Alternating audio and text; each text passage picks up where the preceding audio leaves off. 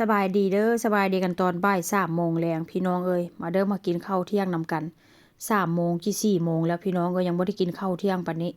เพราะว่าเข้าไปในเมืองไปหาลูกสาวไปยามลูกสาวว่าเซ็นซา2 อาทิตย์แล้วบ่ได้ไปแล้วก็เอาแจ่วไปฝากลูกสาวนำเพราะว่าบ่ได้กินดนละว่าเซ็นซาเนาะมื้อนี้เมนูอาหารเที่ยงมื้อนี้ก็จิทอดเนื้อไก่ง่วงแล้วก็จิผัดเห็ดจำปีญอนใส่กระเทียมใส่ซีอิ๊วขาวเมนูมื้อนี้ค่อนข้างจะง่ายเด้อพี่น้องกินแบบอาหารจานเดียวแล้วก็มีไส้กรอกนำได้ไส้กรอกนี่ก็จีทอดใส่ไปนำกันหั่นล่ะทอดใส่กับเนื้อไก่งวงว่าเช่นซะแล้วก็มีหุงข้าวนำเด้อหุงข้าวนี่ก็ติดใจพี่น้องมีหม้อหุงข้าวแต่บ่เคยหุงใส่จักเทื่อซื้อมาแต่ว่าก็หุงใส่แบบแค่บ่กี่เดือนว่าเช่นซะเพราะว่าหุงใส่หม้อหั่นน่ะพี่น้องมันดาดหม้อหั่นน่ะมันเป็นสีเหลืองๆมันค่อนข้างจะแซ่บว่าเช่นซะเนาะค่อยก็เลยแบบมาหุงใส่หม้อแบบนี้เอา หลังจากนั้นแล้วก็มาข้างหม้อกระทะหลังจากที่ว่าข้าวใกล้จะสุกแล้วมาข้างหม้อกระทะเอาน้ำมันเทลงไปแล้วก็หั่นกระเทียมเป็นต้นน้อยๆแบบนี้เทลงไปแล้ว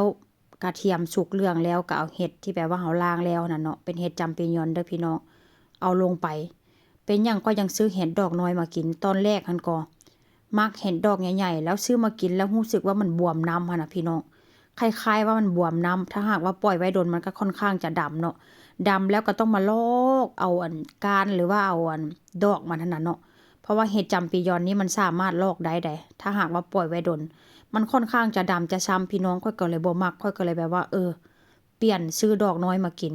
ถ้าหากว่าคนไปซื้อตามร้านก็พี่น้องค่อยสังเกตเขาเจ้าเนาะคนทางนี้นะเขาเจ้ามักซื้อดอกใหญ่ๆแต่ว่าค่อยนี่บ่ได้ค่อยคิดว่าถ้าดอกใหญ่หั่นน่ะมันค่อนข้างจะแก่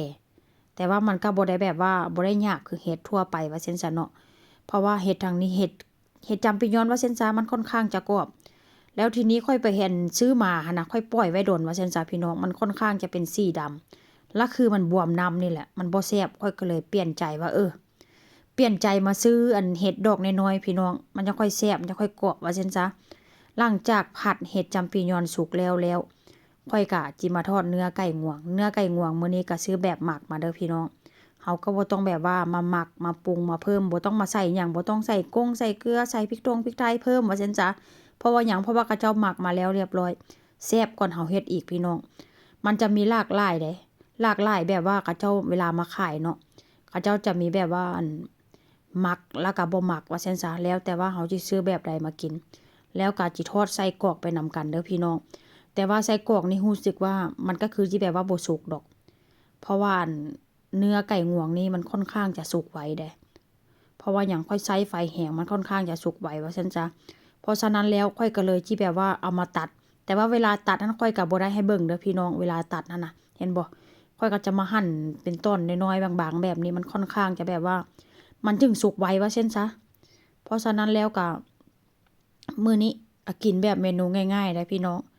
ตอนแรกนี่ก็ว่าจิเอาแค่นี้พอแต่ว่ามันก็คือจิบ่อิ่มดอกพี่น้องเอ้ย3 คนกินว่าเช่นซะ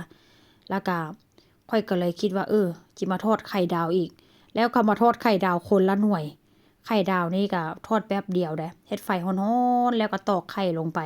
หลังจากนั้นก็จิกลับด้